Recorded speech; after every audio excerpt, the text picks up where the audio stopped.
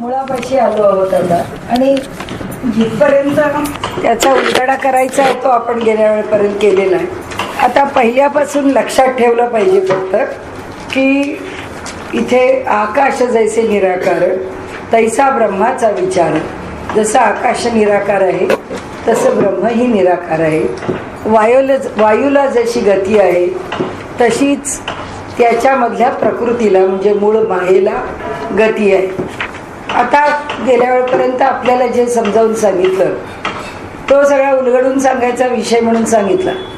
पुन्हा ते आपल्याला थोडंसं ज्याला आपण काय म्हणू थोडक्यात विषय समजावा म्हणून पुन्हा तोच विषय एका संकोचाने एकत्र करतात.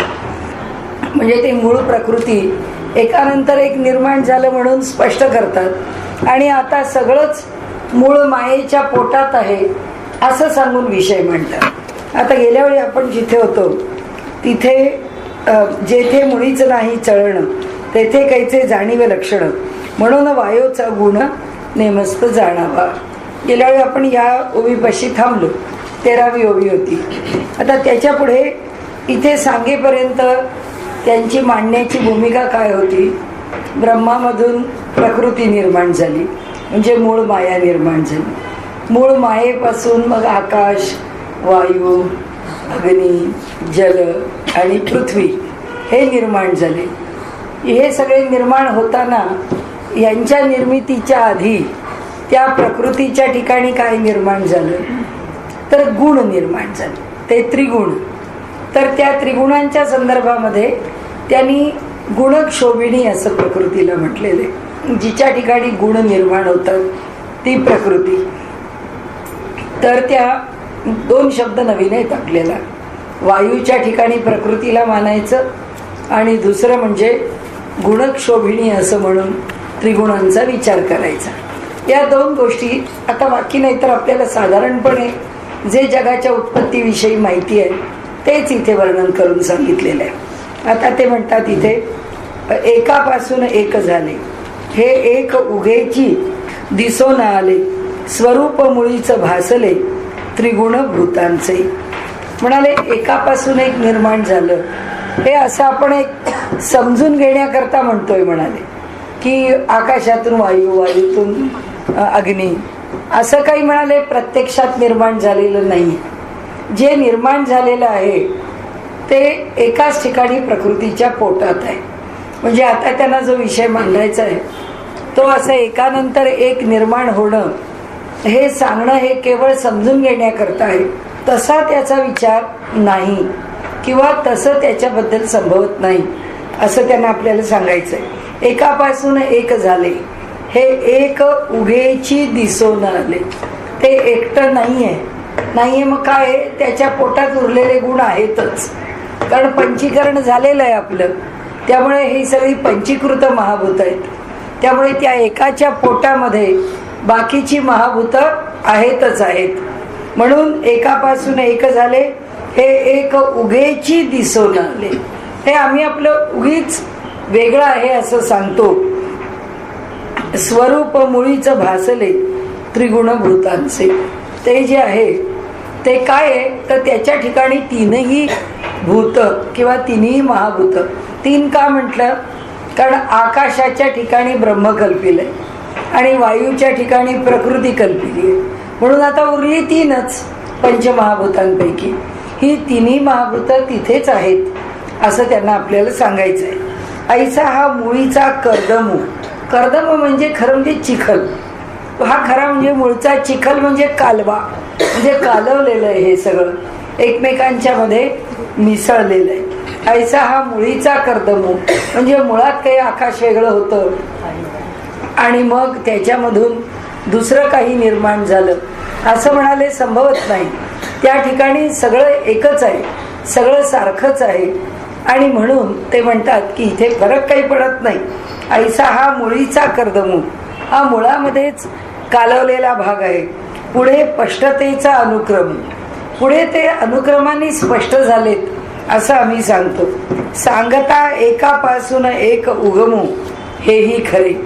सांगताना एकातून एक निर्माण झालं हे सांगणं पण खरं आहे. म्हणजे या ओळीचा अर्थ काय?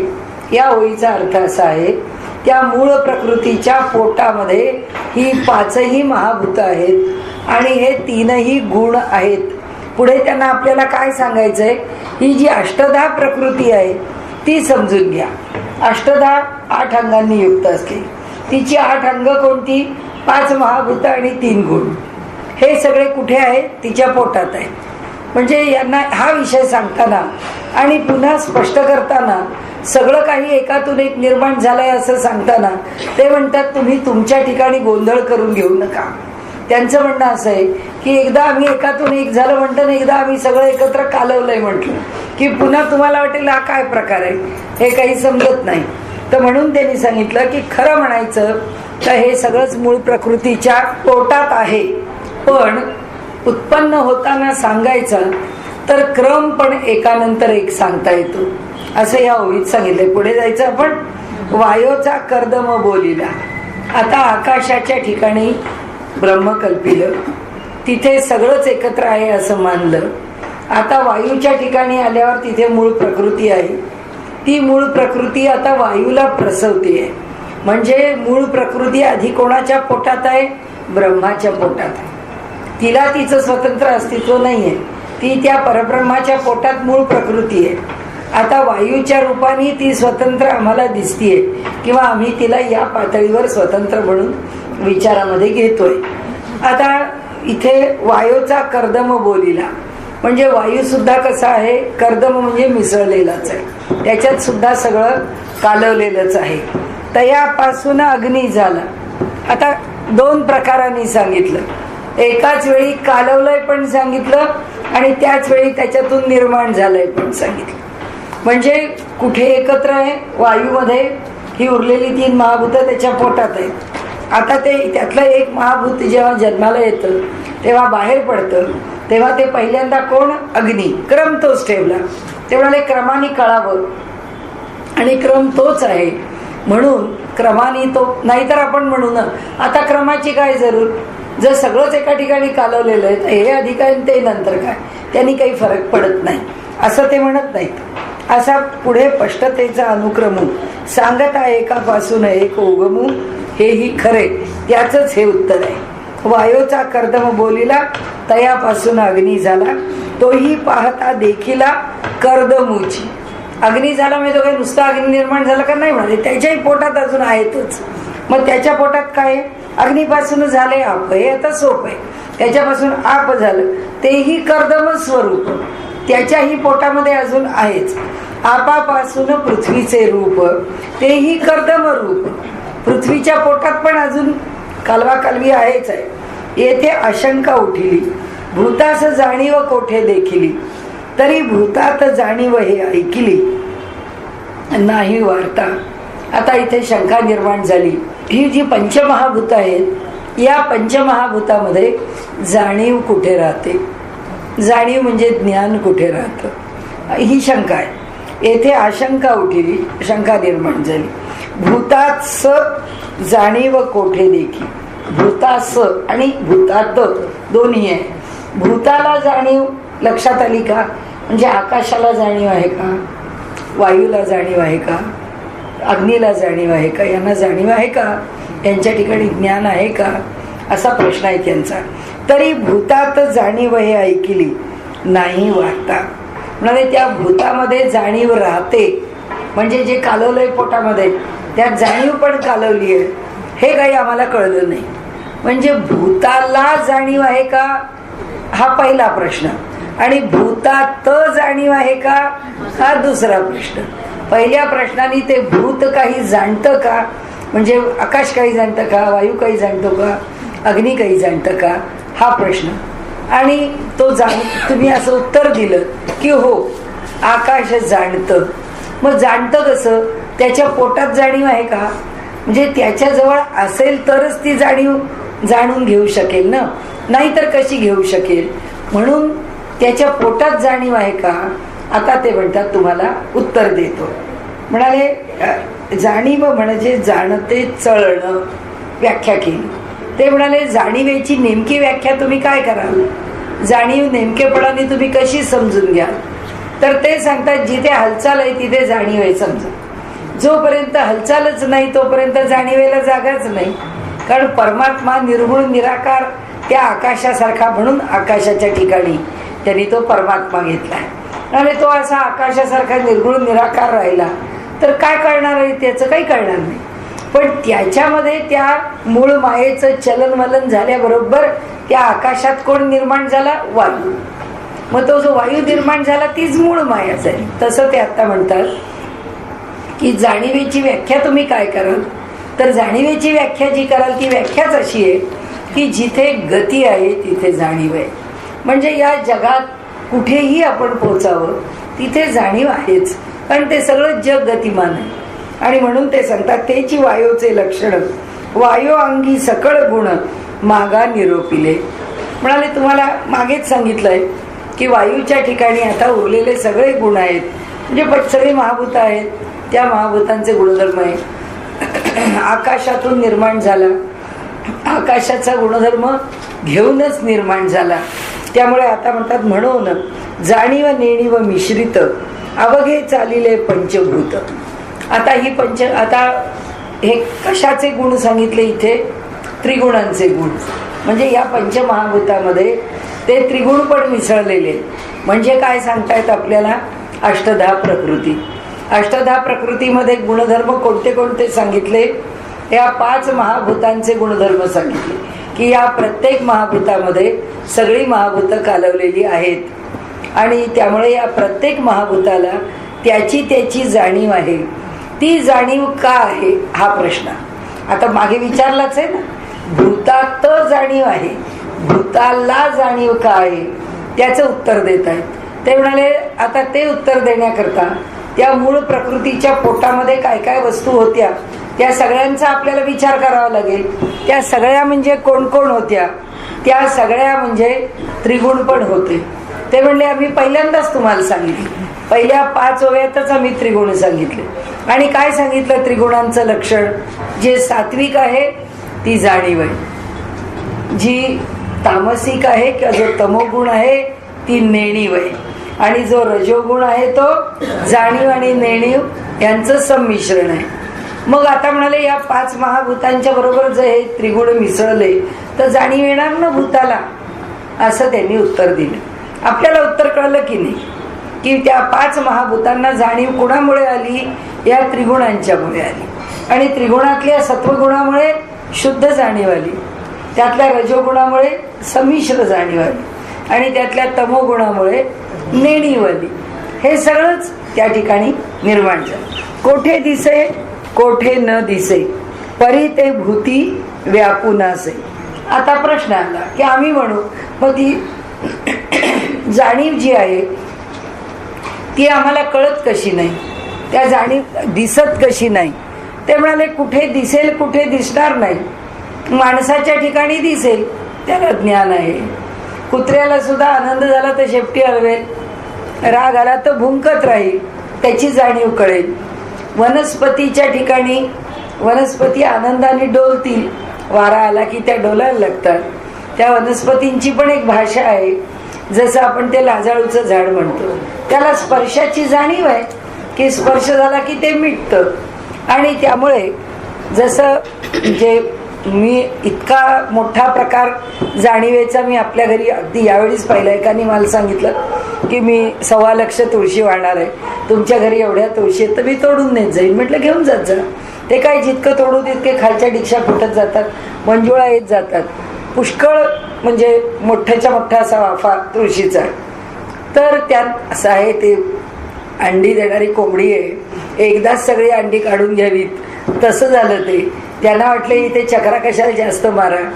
त्यांनी अक्षरशः ते झाडाचं इतके काढलं, पान नाही काढलं खरं, वरचंच काढलं, खालचं ठेवलं, पण कुठेही वरची 4ची जी फूट असते ना ती एकही फूट शिल्लक ठेवली नाही. आणि आश्चर्य असं की ते सगळं काढून तोडून घेऊन गेले आणि संध्याकाळपर्यंत ती सगळी झाडं आडवी झाली. सगळी, आश्चर्य वाटलं मला, केवढा शॉक बसला त्या झाडांना. सगळी आता तिथं सगळा वाफा रिकामा आहे, काही राहिलं नाही. त्याच्या अगदी पुरती ती उन्मळून खाली पडली. म्हणजे त्यांना ते तोडणाऱ्याचं खाट खाट खाट खाट खाट त्यांना काही ते झेपलं नाही. माहिती आता ही जाणीव आहे. एरवी आपण पण तुळशीच्या मंजुळा काढतो, म्हणजे मंजिरी काढून देवाला वाहतो, पण असं काहीच होत नाही. बरं, आज इथल्या मंजुळा काढल्या आहेत किंवा मंजिरी काढल्या आहेत तर लगेच उद्याला तिथे इतकं भरून आलेलं असतं की अरे आपण एखाद दिवशी जर काढलं नाही तर तिथे म्हणजे त्या जरा तरुण तुलसी, तर तशा काही त्या तरुण म्हणजे कोळ्या राहत नाही. आणि म्हणून त्या कोळ्या मिळाव्या किंवा आपण त्या जेवढ्या कोळ्या आहेत तेवढ्या काढत राहतो, तो दुसऱ्या दिवशी पुन्हा येतच असतात. पण ही जी जाणीव आहे, मी माझ्या तिथे लक्षात आलं, म्हटलं झाडांना जाणीव असते की नसते? असते. म्हणजे आपण फुल सुद्धा कसं तोडायला पाहिजे घेतलं आपलं खेचकटून चालणार नाहीये.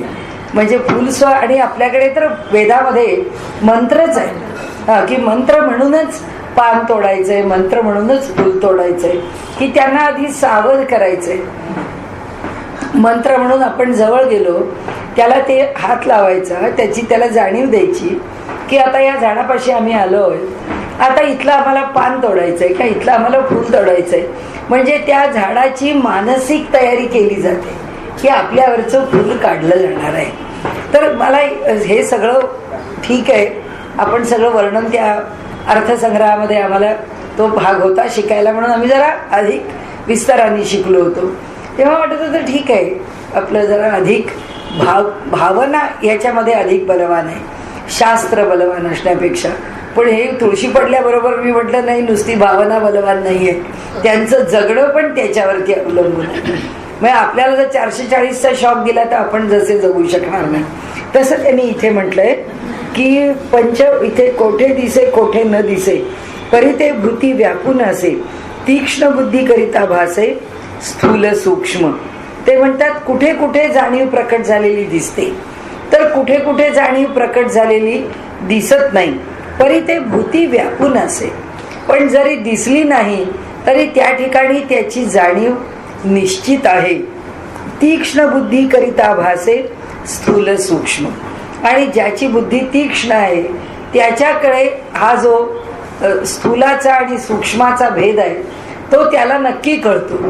की सूक्ष्मपणाने जर पाहिलं तर तो भेद त्याला कळतो. आता आपल्याकडे काव्यात वर्णन आहे की रुक्मिणी तिच्या बागेमधून जात असताना तिच्या जवळच्या त्या वेली आहेत, त्या वेली तिच्या अधिक जवळ येत असत, तिला थांबवत असत, तिला अडवत असत, ती आपल्या हाताने त्यांना दूर करत असे. तिचा त्यांच्यावर प्रेम होतं, ती त्यांना प्रेमाने सांभाळत असे. त्याही वेली लता तिला प्रेमाने सांभाळत होती.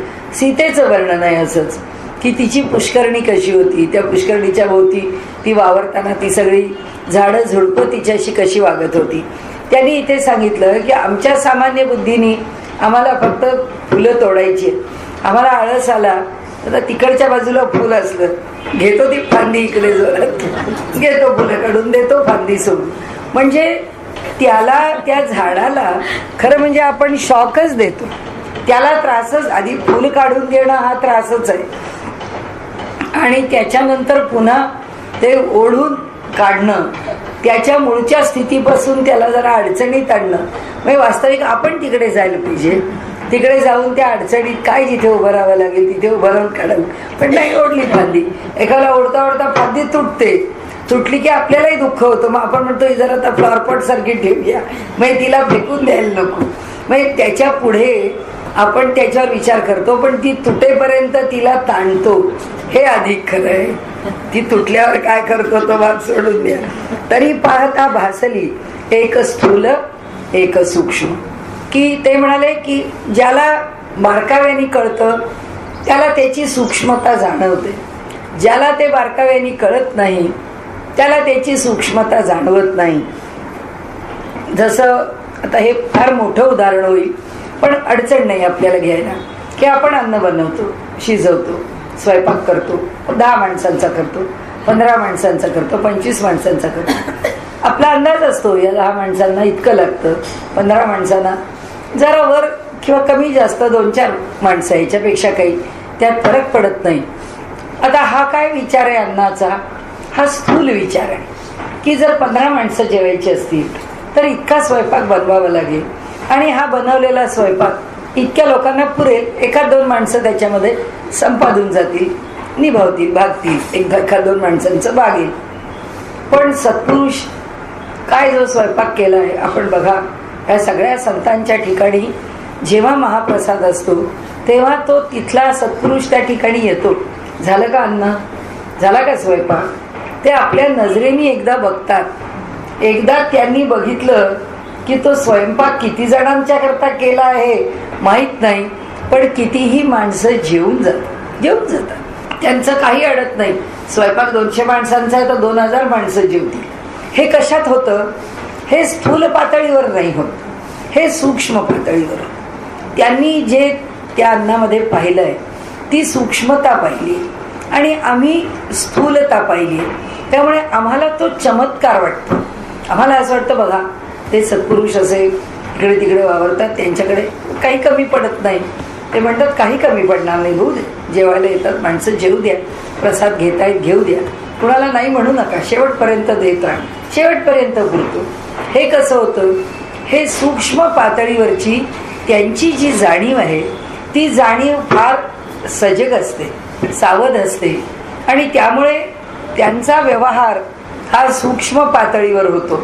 आणि तत्वज्ञानाच्या भाषेमध्ये असं म्हटलं जातं की जे तो तर सिद्धांतच आहे की जे आपल्याला स्थूल दिसतं त्याच्यापेक्षा सुद्धा सूक्ष्माचा प्रांत अधिक आहे. आणि जे घडतं ते स्थूलाच्या प्रांतातून घडत नाही, ते सूक्ष्माच्या प्रांतातून घडतं. आपल्याला केव्हा तरी जाणवतं, अरे आपण साधे चाललो होतो, आपण पडलो कसे, आपल्याला कळलंच नाही. स्थूलपणाने आपण तर इथनं एवढी माणसं गेली, पण काय आपला योग असेल, काय आपला भोग असेल, काय आपलं प्रारब्ध असेल, त्याच्यामुळे ती भोगायची वेळ आपल्यावरती येते. कधीतरी एखादी घटना अशी आश्चर्यकारक आयुष्यात होऊन जाते की माणूस म्हणतो हे होणंच शक्य नाही, हे या ठिकाणी आपल्याला भेटणंच शक्य नाही, तरी सुद्धा हे कसं मिळालं, हे कसं भेटलं. हा आपण स्थूलातला विचार करतो म्हणून, पण सूक्ष्माच्या पातळीवरती तो विचार काय आहे हे आपल्याला समजत नाही. आणि म्हणून त्यांनी इथे सांगितलं की जाणीवेचा आम्हाला माहीत असलेला प्रांत जो आहे तो स्थूलाचा प्रांत आणि सूक्ष्माचा प्रांत हा भिन्न आहे. त्यामुळे दिसणारी ही भिंत, दिसणारी घरं, दिसणाऱ्या ह्या देवता, आता आपल्या घरात असं म्हटलं जातं, आता आपण करत नाही पूर्वी इतकं किंवा आपल्याच्यानी आता होत नाही, पण रोज देवांना नैवेद्य दाखवावा, त्यांच्या पद्धतीने त्यांना नैवेद्य. आम्ही आपल्या त्या देवाच्या करता आम्हाला रोज चेंज पाहिजे, सकाळी पाहिजे, दुपारी पाहिजे, संध्याकाळी. त्या देवाला काही चेंज नाही, एक दूध साखर ठेवली की झालं. त्या देवाला त्या दूध साखरेवरती बोळवलेलं आहे, काहीतरी एखादा पदार्थ ठरवलं. पण जो सूक्ष्मतेने विचार करतो तो म्हणतो मला जे खायचं आहे ते मी आधी देवाला दिल्याशिवाय खाणार नाही, कारण त्याला समाधान देणं आणि त्याच्या समाधानाने त्याचा कृपाशीर्वाद मला त्यातून मिळणं हा त्यातला जो विषय आहे तो त्याचा बारकावा आहे. आणि आपण स्थूलपणाने म्हणतो काय फरक पडतो, देवाला नैवेद्य तो काय स्वतः खातो, देव काय खातो, देव काय असा आमच्यासारखा स्थूलात शिरून खायला पाहिजे का, नाही. म्हणून आपल्याकडे पूर्वीचे लोक घरात म्हणायचे की तो वायुरूपाने त्याचा आस्वाद घेतो, अन्न त्याच्या पुढे ठेवलं. म्हणून पूर्वी त्या आमच्याकडे माधव संप्रदायात कर्नाटकामध्ये पद्धत अशी एक भांड्यांचाच नैवेद्य, ताटात नैवेद्य वाढून नाहीच ठेवायचा, भांडीच देवाच्या समोर ठेवायची. म्हणजे आपल्याला जे खायचं आहे, स्वीकारायचं आहे ते त्याच्या नजरेला पडलेलं, त्यांनी त्याला स्पर्शलेलंच आपण खाणार आहे. म्हणून नैवेद्य भांड्यांनी असायचा, म्हणजे असतो अजूनही आमच्या प्रांतात पद्धत आहे भांड्यांनी नैवेद्य दाखवण्याची.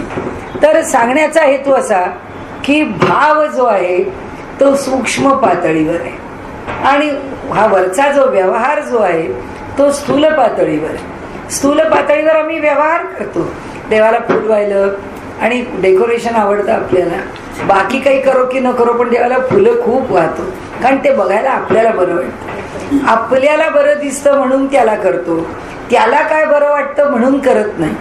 म्हणजे इथे त्यांनी जो प्रांत आपल्याला सांगितला स्थूल आणि सूक्ष्माचा, त्या सूक्ष्मामध्ये त्या ईश्वराच्या बाजूनी आम्ही विचार करावा आणि तसं आमच्या बाजूनी वागावं की त्याला काय आवडतं. आपण नेहमी नेहमी जो मुद्दा मांडतो एकच आहे, सगळ्या उपनिषदांचं सार, सगळ्या तत्वज्ञानाचं सार एकच आहे. यमे वैश वृणुते तेन लभ्या तसे ईशा आत्मा विवृणुते तनुस्वा. म्हणाले परमेश्वराकरता काय केलं, किती केलं, कुणाकडून केलं, पैशानी केलं, शरीराने केलं, हे काहीही त्या ठिकाणी गणलं जात नाही. मग काय कशाची गणती होते. तर म्हणाले त्यांनी आपलंसं करावं. असं आपल्याकडून जे घडतं किंवा आपल्याकडून जे घडतं त्यामुळे जेव्हा तो आपल्याला आपलंसं करतो तेव्हाच आम्हाला त्याचा आशीर्वाद मिळतो, अन्यथा मिळत नाही. यमे वैश वृणुते, ज्याला तो वरतो तस्यैष आत्मा विवृणुते तनुस्वाम. त्याच्याच पुढे तो परमात्मा आपली तनु प्रकट करतो, त्यालाच प्रकट करतो, त्यालाच कृपा, त्याच्याच ठिकाणी आशीर्वाद देतो. आणि म्हणून असं आहे की मग त्याला काय आवडतं ते आपल्याला केलं पाहिजे. व्यवहारात आपण करतो, स्थूल पातळीवरती मुलाला काय आवडतं, येणाऱ्या नातेवाईकांना काय आवडतं, येणारा नातेवाईक मधुमेही आहे, ब्लड प्रेशरवाला आहे का, त्याचं कोलेस्ट्रॉल वाढलेलं आहे, मग त्यांना नको, त्यांना अगदी बिना तेला तुपाचे पदार्थ, ज्याला गोड आवडतं त्याला गोडाचे पदार्थ व्यवहारात करतो. मग ईश्वराच्या करता का नाही करायचं, त्याला काय आवडतं ते होत नाही. त्याचा ताबा किंवा त्याची मर्जी विचारात न घेता आम्ही आमच्या बाजूने विचार नाही, त्याला काय, आपला ईश्वरावर विश्वास असला की झालं. मग पूजा केली तरी चालते, नाही केली तरी चालते. त्याला नैवेद्य कशाला दाखवायला पाहिजे, त्याला आपण काय नैवेद्य दाखवणार, तोच तर आपल्याला खाऊ घालतो. म्हणजे आपण नैवेद्यात न सुटलो, आपण आरतीत न सुटलो, आपण पूजेत न सुटलो, आपण ह्या सगळ्याच्या बाहेर त्या सूक्ष्माचा विचार करत नाही, म्हणून त्यातनं बाहेर पडतो. पंचभूते आकारली भूती भूते कालवली तरी पाहता भासली एक स्थूल एक सूक्ष्म. त्यांच्या ठिकाणी निरोध वायो न भासे. आता कसं सांगितलं बघा, अनेक प्रकारांनी हे तत्वज्ञान लक्षात घेण्यासारखं. निरोध म्हणजे वायूला निरोध झाला. वायूला निरोध कशामुळे झाला, वायू गतिमान नाही झाला म्हणून. वायूनी जर आपली गती प्रकट केली तर तो गतिमान आहेच. निरोध म्हणजे आत्ता थांबला आहे, आत्ता स्तब्ध आहे. तो कशाने स्तब्ध आहे, सगळ्याच वायूला गती आहे, सगळ्या बाजूनी वायूला गती आहे. आता सगळ्या बाजूच्या गतीमुळे अशी कोणती तरी जागा वायूची तयार होते की जिथे वायू स्तब्ध होतो. कारण सगळंच फिरत नाही राहत, कुठेतरी एका ठिकाणी ते फिरता फिरता एका स्थानावर ते इक्विलिब्रियमला आणलं ना, त्याला समतोल झाला, त्याचा गतीचा तोल साधला गेला. जेव्हा गतीचा तोल साधला गेला तेव्हा समतोल झाला. म्हणजे आपण भाजी करता मोजतो तसं माप आहे, तर त्याच्यामध्ये समतोल आला की ते आम्ही पदार्थ बरोबर आहे तोलला गेला. तशी जी गती आहे ती गती जेव्हा समत्वाला आली त्यावेळी तो वायू स्थिर झाला. म्हणजे वायूची गती नाही संपली, वायूची गती फक्त एकसारखी झाली, इक्विलिब्रियम समतेला आली. म्हणून आपण ना समेसी पारडी दोन्ही प्रयासे ही पहा आली. आता जर प्रयासाने ही पारडी समेला आली तर पुन्हा ते काय तोलावे. मग आता पुन्हा काय तोलायचंय, म्हणजे हाच विचार त्यांनी व्यक्ती जीवनात सांगितलाय की निरोध वायो न भासे. जेव्हा निरोध आहे तेव्हा वायू भासत नाही. तैसी जाणीव न दिसे. तशीच जाणीव जेव्हा तिच्या स्थिर स्थितीत आहे तेव्हा जाणीव प्रत्ययाला येत नाही. न दिसे परिती असे भूतरूपे. जरी आम्हाला ती दिसत नसली तरी सुद्धा पंचमहाभूतांच्या रूपाने ती तिथे आहेच आहे. म्हणाले काष्ठी अग्नी दिसेना. आता उदाहरण दिलं, तुम्ही म्हणाले भूताच्या ठिकाणी आहे ना आम्हाला दिसत नाही, असं कसं. म्हणाले काष्ठात अग्नी आहे, दिसतो का.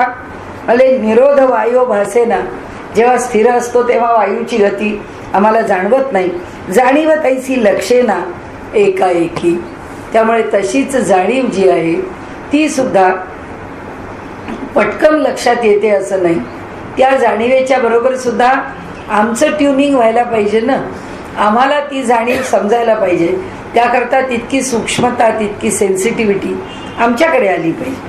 भूते वेगळाली दिसती पाहता एकची भासती. वेगवेगळी दिसतात, कारण दिसतंच अग्नी वेगळा आणि वायू वेगळाच आहे. वायूपेक्षा आकाश वेगळंच आहे. त्याच्यानंतर जल वेगळं आहे, पृथ्वी वेगळी आहे. आम्हाला वेगळे दिसतात. बहुत धूर्तपणे प्रचिती ओळखावी. धूर्तपणाने पुष्कळ शहाणपणा, पुष्कळ धोरण. धूर्तपणा म्हणजे वाईट अर्थाने धूर्त शब्द आपण वापरतो, पण चांगल्या अर्थाने धूर्त शब्द आहे की आम्हाला पक्क धोरण असलं पाहिजे की काय धोरणाने त्याच्याकडे पाहावं.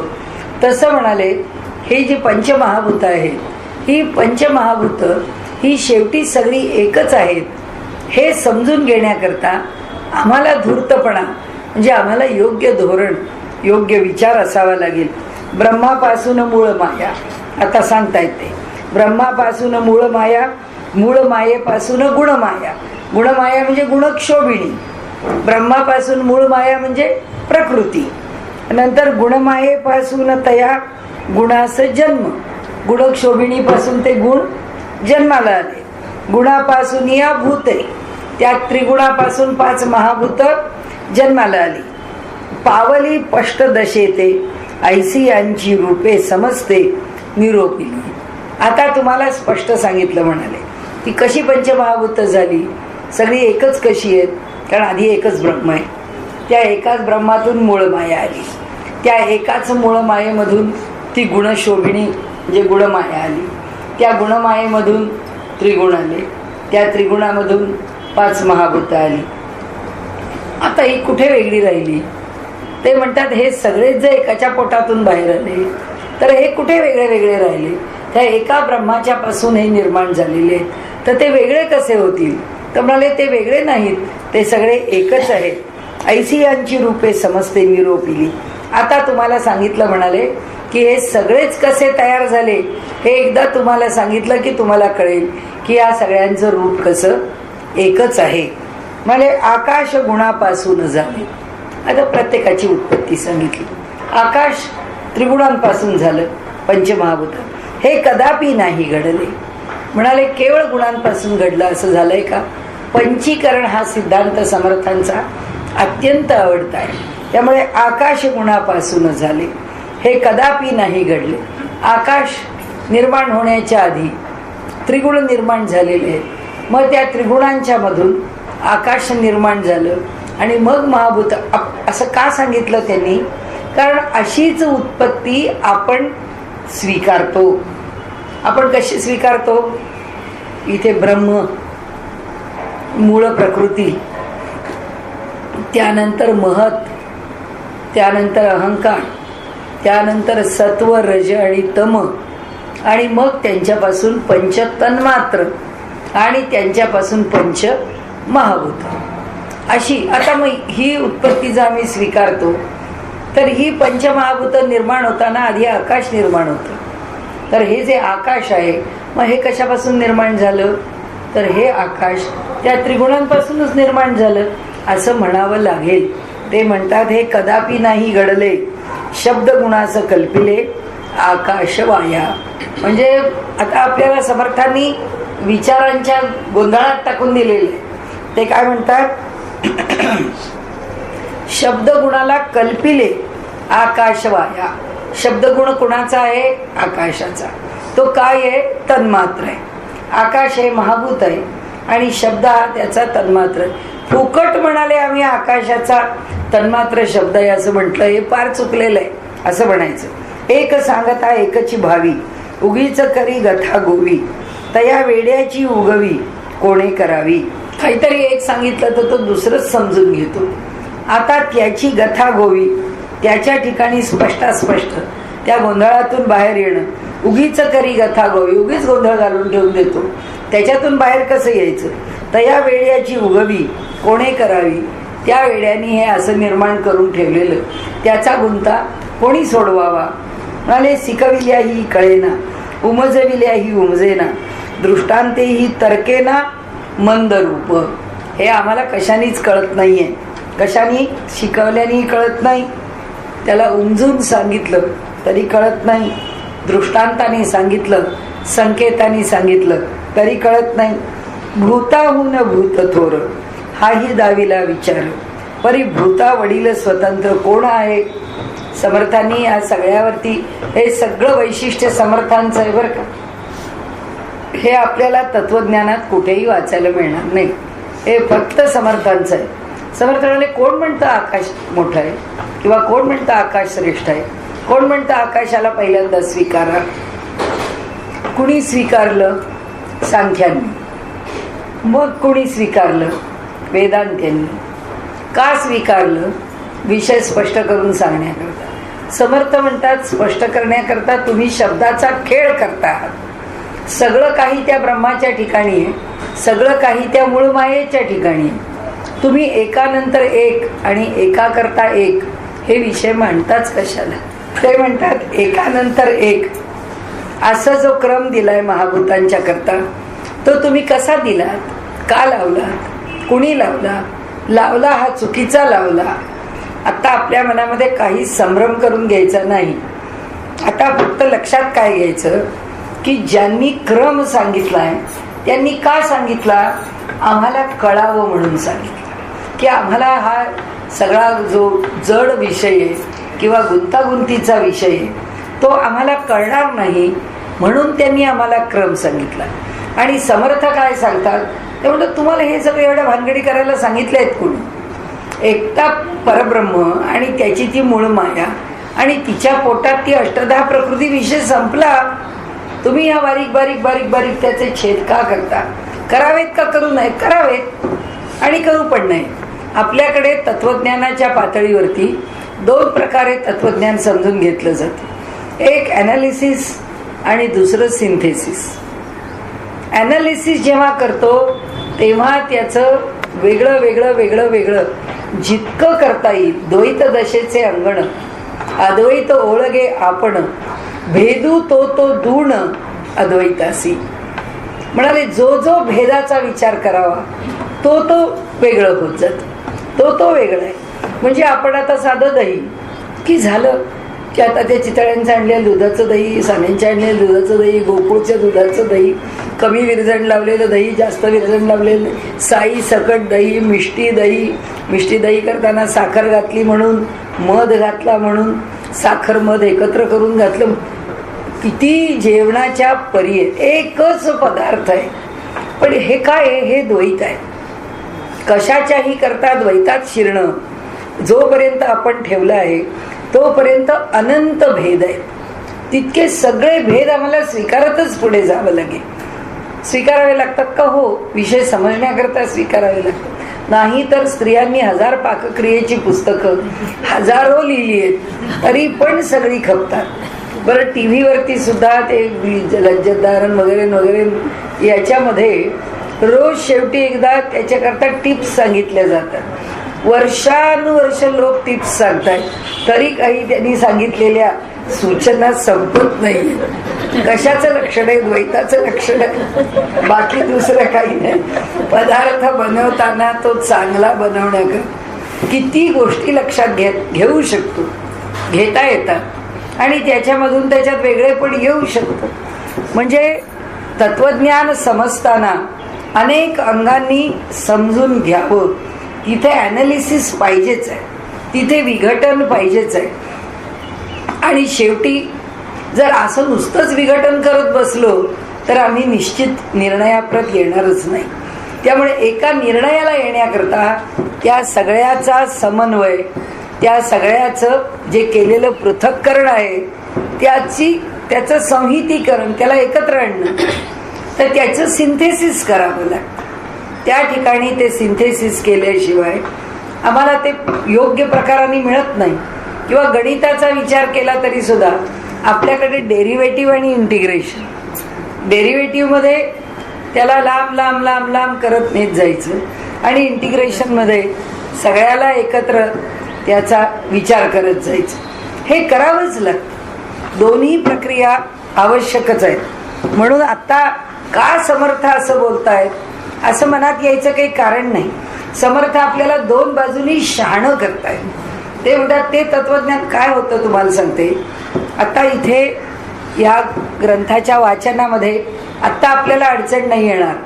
पण जेव्हा का आपण वेगवेगळे आचार्य वाचायला लागतो त्यावेळी माणूस म्हणतो किंवा ते तिथे ते वाचलेलं आहे त्याप्रमाणे मी माझं विषय सोडवेल किंवा मी मला तत्वज्ञान समजून घेईन. मला वाटतं म्हणून माझ्या प्रमाणाने तत्वज्ञान सोडवता येत नाही. आपल्या शास्त्रच प्रमाण मानावं लागतं. म्हणून गीताकारांनी सांगून ठेवलंय तस्मात शास्त्रम प्रमाणमते कार्याकार्य व्यवस्थित, की आपल्याला कशाचाही निवाडा करायचा असेल तर शास्त्राचंच प्रामाण्य स्वीकारा, अन्य कशाचं स्वीकारू नका. मग आपण प्रमाण केव्हा होतो? आपण प्रमाण तेव्हाच होतो की जेव्हा आपण 10 वाचतो आणि त्या 10तलं जे सोयीचं आहे आपल्याला घ्यायचं ते आपल्याला घेऊन आपल्याला आपलं मत बनवायचं असतं. कारण तसं मी आपल्याला म्हटलं तसं की एका डॉक्टरचं औषध आणि दुसऱ्या डॉक्टरचं पथ्य चालत नाही. समजा या डॉक्टरांची ब्लड प्रेशरची गोळी मला नको मी त्यांची घेते असं म्हणून चालणार नाही. त्यांनी त्यांचं प्रिस्क्रिप्शन दिलेलं आहे त्यांच्याप्रमाणेच औषधं घेतली पाहिजे. यांचं घेईन आज उद्या त्यांचं घेईन असं होणार नाही. आणि म्हणून इथे समर्थांनी वेगळ्या प्रकारे समन्वय करून सांगितलं की तत्वज्ञान कळतं का न कळतं बाजूला ठेवा, ते म्हणतात आपल्याला, पण सामग्र्यांनी काय कळतं ते लक्षात ठेवा. त्याकरता सोपं केलंय. इथे भूताहून भूत थोर हाही विचार दाविला, परी भूता वडील स्वतंत्र कोण आहे. म्हणाले भूतानंतर भूत, वडील कोणाला केला आपण तत्वज्ञानात? आकाशाला.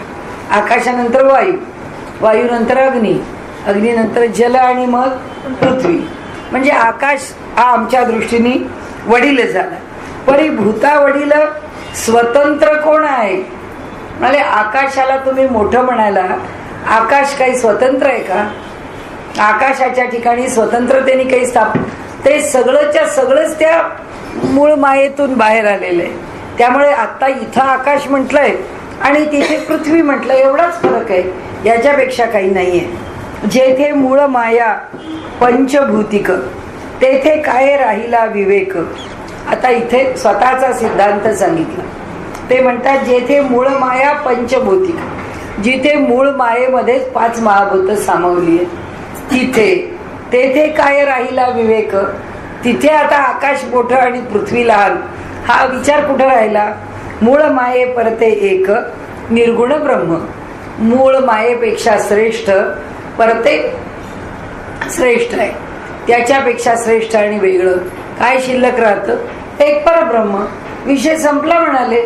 कुठे एवढी कटकट करायचं कारण आहे? ब्रह्मी मूळ माया झाली. आता आपल्या शब्दात सांगताय ब्रह्माच्या ठिकाणी मूळ माया झाली, तिची लीळा परीक्षिली. तिची लीला म्हणजे हे सगळं जग परीक्षिली आम्ही पाहिली. आपण म्हणतो काय तुमचं एवढं काही बघून नाही झालं? अहो बघा, काही निदान युरोप तरी बघा, निदान अमेरिका तरी बघा. परीक्षिली. का परीक्षा? कारण तिची लीला आहे ती. माणूस का हौसेने सगळं बघायला जातो? पण तो ज्या जगात जन्माला आलो आहोत ते जग आहे तरी कसं?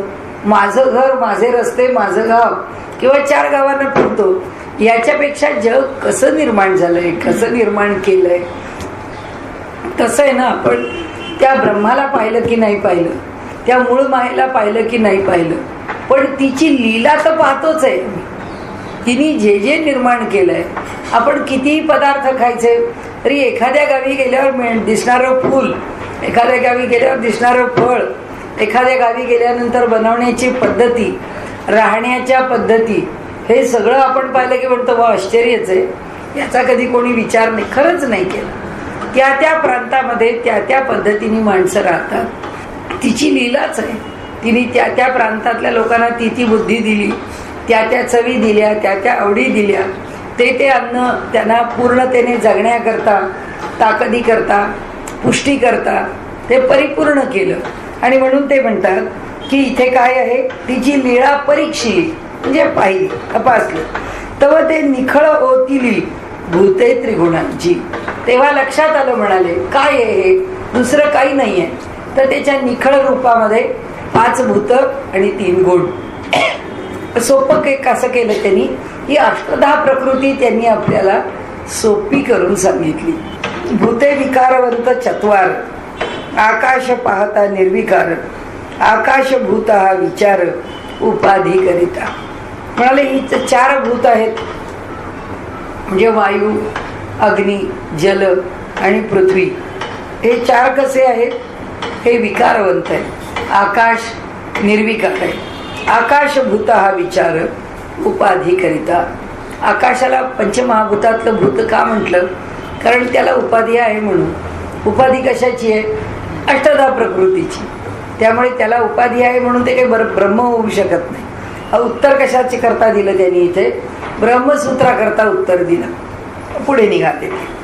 पिंडी व्यापक म्हणून जीव, ब्रह्मांडी व्यापक म्हणून शिव. आमच्या ठिकाणी या पिंडात, या देहात राहतो म्हणून जीव, आणि संबंध ब्रह्मांडामध्ये राहतो म्हणून शिव. हा जीव आहे आणि तो शिव आहे व्यापक. तैसा हाही अभिप्राय आकाशाचा. तसंच हा पण आकाशाचाच अभिप्राय आहे असं समजव. म्हणजे अभिप्राय म्हणजे वर्णन. हे सुद्धा वर्णन आकाशाचंच आहे असं समजा, असं ते म्हणतात. उपाधीमध्ये सापडले, सूक्ष्म पाहता भासले, इतक्यासाठी आकाश झाले भूतरूप. आता उत्तर दिले.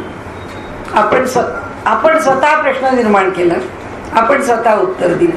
आपण स्वतः काय प्रश्न निर्माण केला? भूते विकारवंत 4 भूत मात्र आहे ते विकारवंत आहे, आकाश मात्र निर्विकार आहे, असं त्यांनी आपल्या स्वतःच्या बाजूनी सांगितलं. आता उत्तर काय दिलं? की अहो नाही, आकाश निर्विकार आहे असं नाही. आकाशाला पण उपाधी आहे. कोणत्या पातळीवर उपाधी आहे? तुम्हाला स्थूल पातळीवर नाही दिसत आहे, सूक्ष्म पातळीवर उपाधी.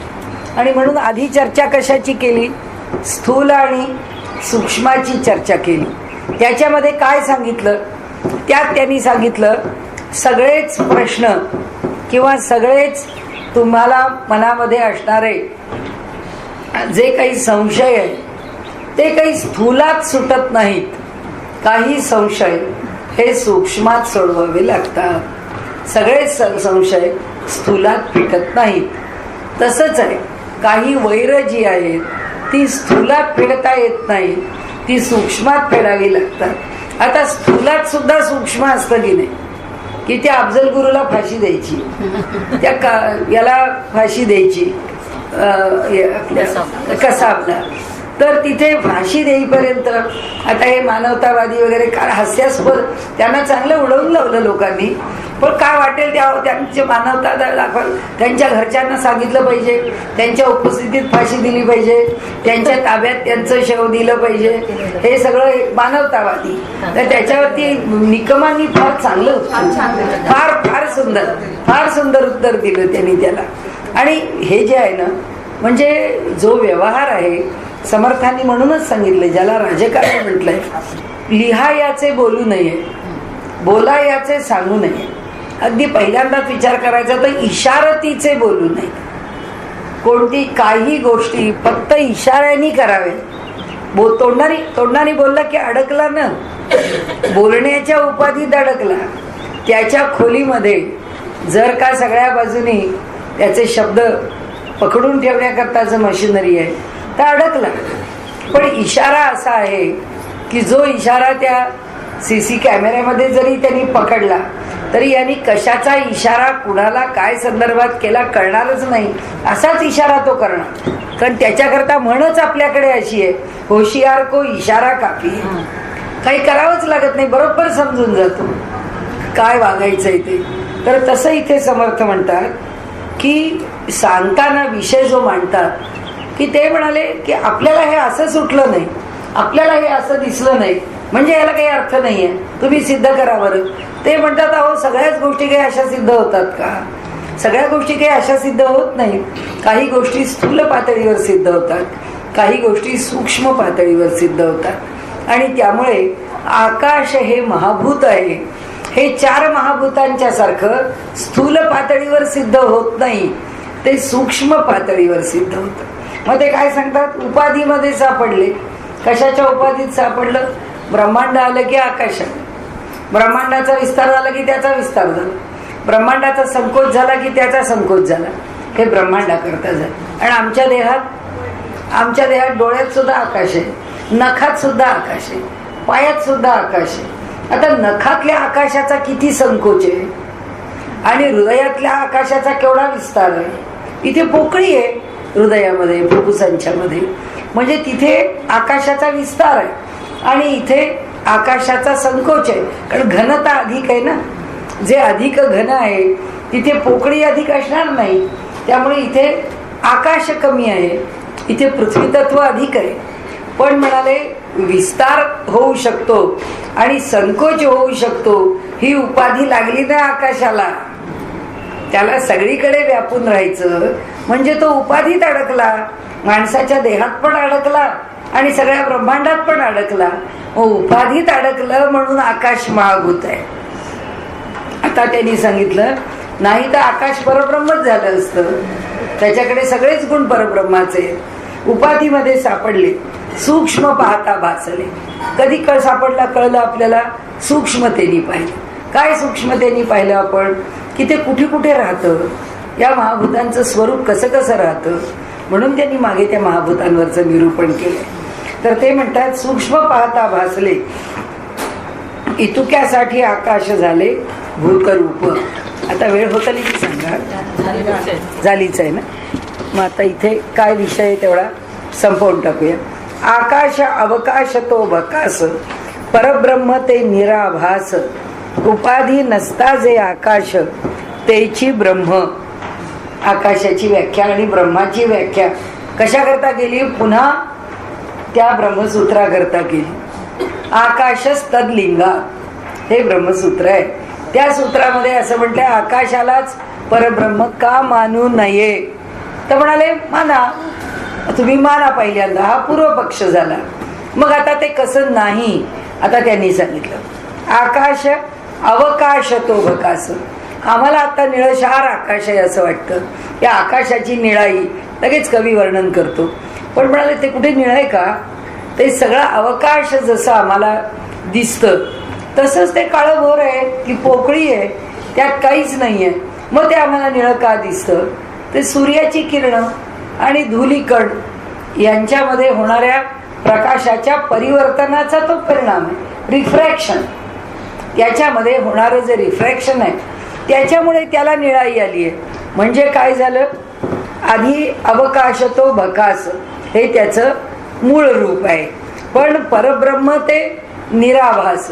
आकाश भासमान होतं की नाही, आम्हाला चांदण्या दिसतात, त्याच्यामधली पोकळी दिसते की नाही. कारण का पोकळी दिसते म्हणायचं, कारण चांदण्यांच्या मधली रिलेटिव्हिटी आम्हाला कळते. ही चांदणी रिलेटिव्हली पुढे आहे आणि ती चांदणी रिलेटिव्हली मागे आहे, हे दाखवणार कोण आहे, हे दाखवणारी ती पोकळीच आहे. त्या पोकळीला काही मिती आहे, तिला काही डायमेन्शन आहे, म्हणून आम्हाला ते तसं दिसतं, नाही तर दिसलंच नसतं. म्हणून ती जी पोकळी आहे त्या ठिकाणी असणार ही काय झाली, ही त्या पोकळीची उपाधी झाली. असा तो परमात्मा भासतो का कधी आपल्याला, की आता भिंत बघतोय, भिंतीला लाल रंग दिलाय, पिवळा रंग दिलाय, पांढरा रंग दिलाय आणि एके दिवशी त्या भिंतीवरती कृष्णच दिसायला लागलं, असं कधी भास होत नाही आपल्याला. आकाशामध्ये आपल्याला भासतं, आकाशामध्ये वेगवेगळे भास, रंग, सूर्याचे किरण की लगेच त्याची जी निळाई आहे ती निळाई बदलते, आकाशाचा रंग बदलतो. म्हणजे काय आहे, तो कशाशी तरी संयुक्त होतो, त्याच्याकडे उपाधी आहे जोडलं जाण्याची. परमात्मा कशाशीच जोडला जात नाही, म्हणून आकाशापेक्षा परमात्मा वेगळा आहे. आता या आकाशाची जर उपाधी काढून टाकली तर जे काही शिल्लक उरेल ते ब्रह्म आहे. काय व्याख्या केली आहे बघा यांनी, समर्थांचं सगळं न वेगळंच आहे. म्हणून उपाधी नसता जे आकाश तेची ब्रह्म. आता इथे एवढं घेऊन आपण थांबूया. जाणीव नेणीव मध्यमान हेची गुणाचे प्रमाण, येथे निरूपिले त्रिगुण रूपे सहित. आता जाणीव सत्वगुण, नेणीव रजोगुण, मध्यमान नेणीव तमोगुण, मध्यमान रजोगुण, हेची गुणाचे प्रमाण, हीच गुणांची लक्षणं आहेत. येथे निरूपिले त्रिगुण रूपे सहित, इथे ह्या त्रिगुणांना रूपांच्या सहित वर्णन करून आपल्याला सांगितलेलं आहे. प्रकृती पावली विस्ताराते, पुढे एकाचे एकची होते, विकारवंतची तयाते नेम कैचा. म्हणाले प्रकृतीचा आता विस्तार व्हायला लागला. म्हणजे मूळ प्रकृतीमध्ये काय काय आहे, त्याच्यामध्ये त्रिगुण आहेत, 5 महाभूत आहेत. आता काय करायला लागली, ती अधिक अधिक वाढायला लागली, ती विस्तार पावायला लागली. तेव्हा काय झालं, पुढे एकाची एकच होते, त्या एकापासून एक तयार होतच राहतं. विकारवंतची तयाते नेम कैचा, सगळेच विकारवंत आहेत. आकाशापासून वायू झाला म्हणजे आकाशही विकारवंत, वायूही विकारवंत. वायूपासून अग्नी झाला म्हणजे वायूही विकारवंत, अग्निही विकारवंत. हे सुरू झालं. आणि म्हणून ते म्हणतात विकारवंतची तयाते नेम कैचा, म्हणजे त्याला कोणत्या नियमाने बांधायचं, म्हणजे त्याच्या स्थिरतेला बांधता येईल का, नाही म्हणाले. तो बदलतच जातो, त्याच्यात पालट पडतच जातो. म्हणून आता पुढचा विषय वेगळा आहे. त्यांनी हे रंग असे का धरले मला काही कळतच नाही. त्यांनी जे म्हटलंय ना, तुम्ही पण वाचून या येताना, काळे पांढरे मिळविता पारवे होते तत्वता. काळ्या पांढऱ्यातून करडा होतो, पारवा कुठे होतो रंग. काळे पिवळे मिळविता हिरवे होय. त्यांनी म्हटलं काळं आणि पिवळं एकत्र केलं तर हिरवं होतं. आता बघू आपण पुढच्या वेळी.